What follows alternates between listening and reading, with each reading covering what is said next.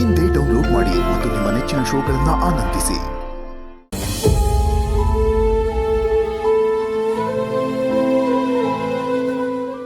ಒಂದು ಕ್ಷಣ ಯೋಚನೆ ಮಾಡಿ, ವಿಷಯನ ಅರ್ಥ ಮಾಡ್ಕೊಳ್ಳಿ. ಇನ್ನ ಏನ್ ಅರ್ಥ ಮಾಡ್ಕೋಬೇಕು?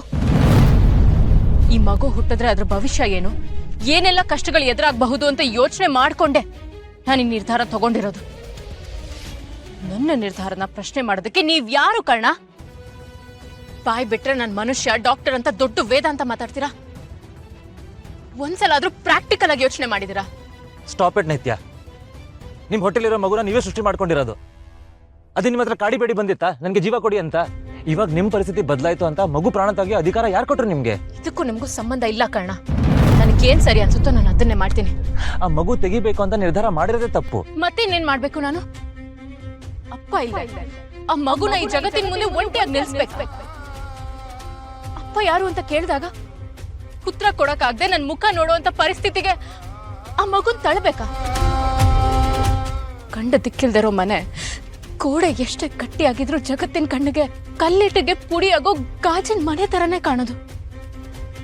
ಅಂತದ್ರಲ್ಲಿ ಅಪ್ಪ ಇಲ್ದೆ ಹುಟ್ಟೋ ಜೀವಕ್ಕೆ ಎಷ್ಟೇ ಬಟ್ಟೆ ಹಾಕಿದ್ರು ಅದನ್ನ ಜಗತ್ತು ಬೆತ್ತಲೆಯಾಗೆ ನೋಡುತ್ತೆ.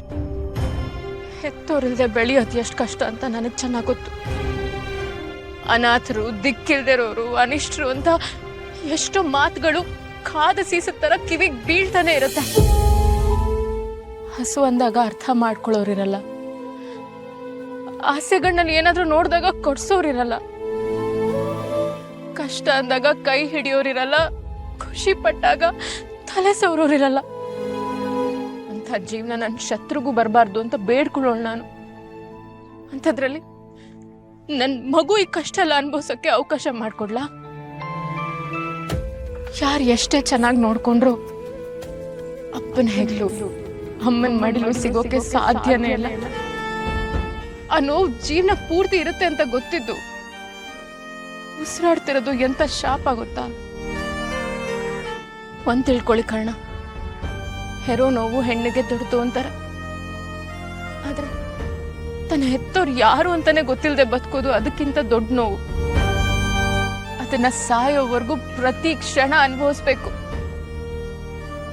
ಅಮ್ಮ ಯಾರು ಅಂತ ಗೊತ್ತಿಲ್ಲ ಅಂದಾಗ ಅಯ್ಯೋ ಪಾಪ ಅಂತಾರೆ.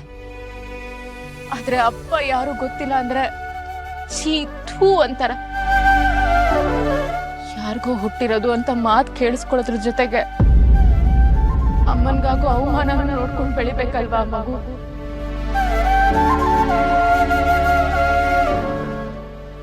ಅಮ್ಮನಾಗಿ ನನ್ನ ಮಗುನ ಎದೆಗೆ ಹಚ್ಕೊಂಡು ಎದೆ ಹತ್ರಕ್ಕೆ ಬೆಳೆಯೋ ಹಾಗೆ ಹೇಗೋ ಕಾಪಾಡ್ಕೋಬಹುದು. ಆದ್ರೆ ಅದೆಲ್ಲ ಆದ್ಮೇಲೂ ನನ್ನಪ್ಪ ಯಾರು ಅನ್ನೋ ಪ್ರಶ್ನೆ ಕೇಳಿದಾಗ ನಾನು ಹೆತ್ತ ಜೀವದಿದ್ರೆ ಅಪರಾಧಿ ತರ ತಲೆ ತೆಗ್ಸಿ ನಿಲ್ಬೇಕಾಗತ್ತೆ. ಜಗತ್ ಬದಲಾಗಿದೆ ನಿತ್ಯ. ಇಷ್ಟೆಲ್ಲ ಪ್ರಾಕ್ಟಿಕಲ್ ಆಗಿ ಯೋಚನೆ ಮಾಡೋರು ನೀವು ಸೋಲ್ತೀನಿ ಅಂತ ಯಾಕೆ ಅನ್ಕೊಂಡಿದ್ದೀರಾ? ಯಾಕಂದ್ರೆ ನಾನು ನಿಮ್ ತರ ಅರಮನೇಲಿ ಬೆಳೆದೋಳಲ್ಲ, ಮಾತ್ಗೂ ಹೊಗಳೋರ್ ಮಧ್ಯೆ ಇದ್ದೋಳಲ್ಲ, ಕಂಡು ತಿಕ್ಕಿಲ್ದರು ಚಿಕ್ಕ ಗೂಡಲ್ಲಿ ಭಯದಲ್ಲೇ ಬೆಳೆದೋರ್ ನಾವು.